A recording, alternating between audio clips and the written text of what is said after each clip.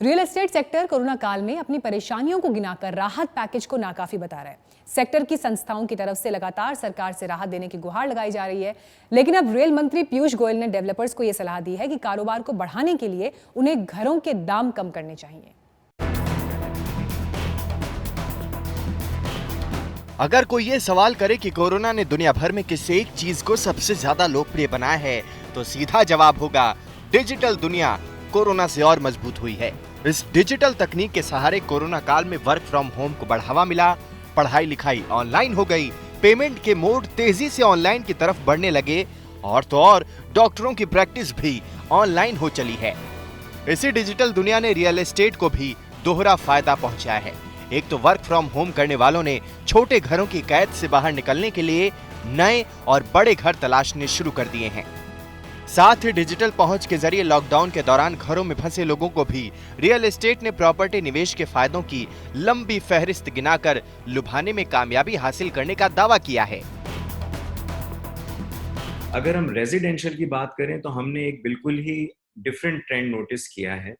लोग अपने घर से बाहर ज़्यादा ना जाने की चाह रखने की वजह से एक अपने घर को अपग्रेड करने की कोशिश कर रहे हैं और बड़े घर में जाने के कोशिश कर रहे हैं और लग्जूरियस की तरफ थोड़ा-सा जाने की कोशिश कर रहे हैं।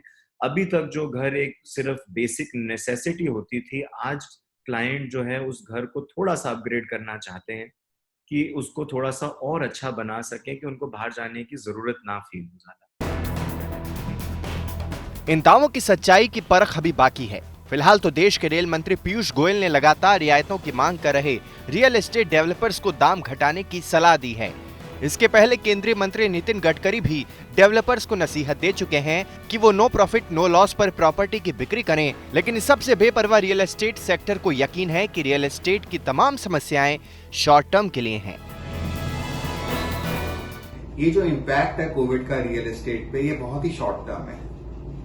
लोगों को एक एहसास तो हो गया लॉकडाउन में या कोविड में कि अपना घर होना कितना अनिवार्य है, कितना जरूरी है। लोगों ने ये चीज तो रियलाइज कर ली है।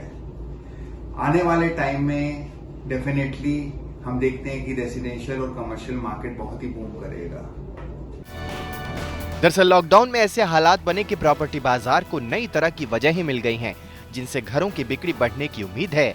लॉकडाउन के दौरान घरों में बंद रहने से छोटे तंग घरों में रहने वाले लोगों ने बड़े घर खरीदने का मन पक्का कर लिया। मकान मालिक की किराया वसूलने की जिद ने भी बहुत से लोगों को अपना घर खरीदने के लिए प्रेरित किया। वेलनेस होम्स की खूबियों को गिनाकर भी प्रॉपर्टी कंसल्टेंट्स ने ग्राहकों को लुभाने का सफल दांव चला। एक बात जो रियल एस्टेट के फायदे में कोरोना के चलते गई, वो है निवेश के बाकी विकल्पों के मुकाबले रियल एस्टेट में लोगों का बढ़ता भरोसा। एक सर्वे में भी दावा किया गया है कि रियल एस्टेट में निवेश का विकल्प कोरोना काल के बावजूद लोगों की पहली पसंद बना हुआ है। इस सर्वे के मुताबिक 48% निवेशकों के लिए रियल एस्टेट निवेश पहली पसंद है, 59% एंड यूजर्स, जबकि 41% निवेशक रियल एस्टेट में निवेश करना चाहते हैं। 54% लोग अब भी घर में निवेश या खरीदने को सही समय मानते हैं। हालांकि सर्वे में दावा किया गया है कि डिमांड केवल सस्ते घरों की है, यानी वो घर जिनकी कीमत 50 लाख से कम है। कोरोना काल में ये बदलाव केवल घरों में ही नहीं है, कमर्शियल प्रॉपर्टी मार्केट भी इससे फायदा मिलने की उम्मीद लगाए बैठा है। जानकारों का दावा है कि सोशल डिस्टेंसिंग के चलते अब कंपनियों को बड़े दफ्तरों की जरूरत होगी, जो पहले ही बिक्री के पायदान पर आगे चल रहे ऑफिस स्पेस की डिमांड को और बढ़ाएगा। अगर हम कमर्शियल रियल एस्टेट की बात करें तो लग्जरी को एक तरफ रखते हुए मेरे को नहीं लगता कि हमारा को कोई बहुत ज़्यादा फ़र्क पड़ने वाला है। डिमांड सप्लाई को अगर हम देखें तो हमारे पास अभी भी डिमांड काफ़ी है और सप्लाई उस हिसाब से नहीं है। शॉर्ट रन में डेफिनेटली, क्योंकि हम सब घबराए हुए हैं, कहीं न कहीं हम एक रीशफलिंग का ट्रेंड ज़रूर नोटिस करेंगे, जहाँ लोग या तो अपने ऑफिसेज़ को थोड़ा-सा छोटा करने की एक चाह रखेंगे या एक कॉस्ट इफेक्टिव, कॉस्ट फ्रेंडली जगह पे शिफ्ट करने की एक ट्रेंड हम ज़रूर नोटिस करेंगे। वैसे इस दावे में कितनी सच्चाई है इसका पता आने वाले दिनों में ही चलेगा, क्योंकि वर्क फ्रॉम होम का चलन बढ़ने से ऐसा भी हो सकता है कि कंपनियों को कम स्पेस की जरूरत पड़े। ऐसे में कमर्शियल प्रॉपर्टीज की बिक्री को झटका लग सकता है। वैसे भी लोग बड़े घरों को वर्क फ्रॉम होम के चलते ही खरीदना चाहते हैं। अगर उन्हें ये विकल्प ना मिला होता तो फिर वो बड़ा घर खरीदने का फैसला भी त्याग सकते हैं। आदित्य के राणा, आज तक। मजदूरों के पलायन की दर्दनाक तस्वीरों ने बीते 2 महीने में उनकी मजबूरियों के हर पहलू पर लोगों का ध्यान खींचा है। लेकिन इनके पलायन के चंद दिनों में हर किसी को यह एहसास हो गया कि देश के निर्माण में इनकी कितनी बड़ी भूमिका है। अब मजदूरों को वापस लाने के लिए कारोबारी फ्लाइट्स और एसी ट्रेन का इंतजाम कर रहे हैं। मजदूरों को लाने के लिए चार्टर्ड फ्लाइट्स,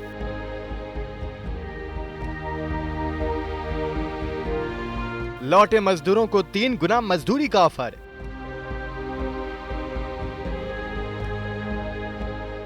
मजदूर नहीं, कारोबारी है मजबूर। दिल्ली, एनसीआर, मुंबई, बेंगलुरु समेत देश के किसी भी हिस्से में बनाई गई या बनाई जा रही गगनचुंबी इमारतों को आकार देने में मजदूरों का सबसे बड़ा हाथ है। लेकिन इन शहरों को वर्ल्ड क्लास सिटी का रूप देने में बड़ा रोल निभाने वाले मजदूरों को अपने ही देश में प्रवासी होने का दंश झेलना पड़ रहा है। बिहार के सीएम नीतीश कुमार ने भी मजदूरों को प्रवासी करार दिए जाने पर नाराजगी जताई है। वो शब्द चला है पूरे देश में, एक राज्य का दूसरे राज्य में बिहार के लोग जाते उसको प्रवासी कहता। अरे काहे का प्रवासी है? देश तो एक है, नागरिकता तो एक है। तो एक देश का आदमी कोई दूसरी जगह काम करने जाता तो प्रवासी नहीं है। देश के बाहर जाएगा तो भले प्रवासी है, लेकिन फिर भी प्रवासी जैसा उनको रूप।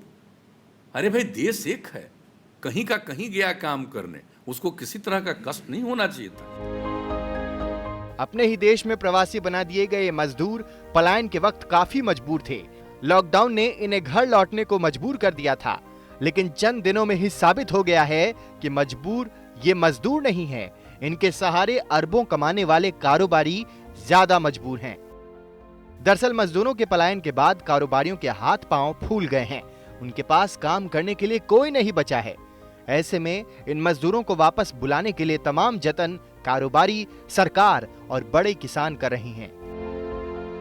चेन्नई की 3 रियल एस्टेट कंपनियों ने बिहार से 150 मजदूरों को बुलाने के लिए चार्टर्ड फ्लाइट का इंतजाम किया है। पंजाब के किसानों ने बिहार में बसें भेजकर मजदूरों को 3 गुना ज्यादा मजदूरी पर बुलाने का ऑफर दिया है। हरियाणा और उत्तर भारत के छोटे कारोबारी मजदूरों को बुलाने के लिए हवाई टिकट दे रहे हैं और कारें तक भेज रहे हैं। केरल सरकार ने मजदूरों के लिए खास हेल्थ और इंश्योरेंस स्कीम्स की शुरुआत की है। मुंबई में डेवलपर्स ने मजदूरों को नौकरी की गारंटी और सुरक्षा देने का वादा किया है। मध्य प्रदेश में औद्योगिक इकाइयों ने अधिकारियों को मजदूरों को गांवों से वापस लाने का जिम्मा सौंपा है। हैदराबाद के कई बिल्डर्स फ्लाइट टिकट और एसी ट्रेन से मजदूरों को वापस लाने में लगे हैं। पटना, लखनऊ, रांची से मजदूरों को बुलाने के लिए कारोबारी प्रति मजदूर 5,000 तक खर्च कर रहे हैं। यही नहीं, मजदूरों को लाने के लिए हैदराबाद के एक डेवलपर ने उन्हें 10,000 एडवांस देने की भी पेशकश की है। मजदूरों के बिना देश में किसी भी तरह के निर्माण की कल्पना असंभव है। बीते 2 महीने इनके लिए बेहद मुश्किल रहे हैं।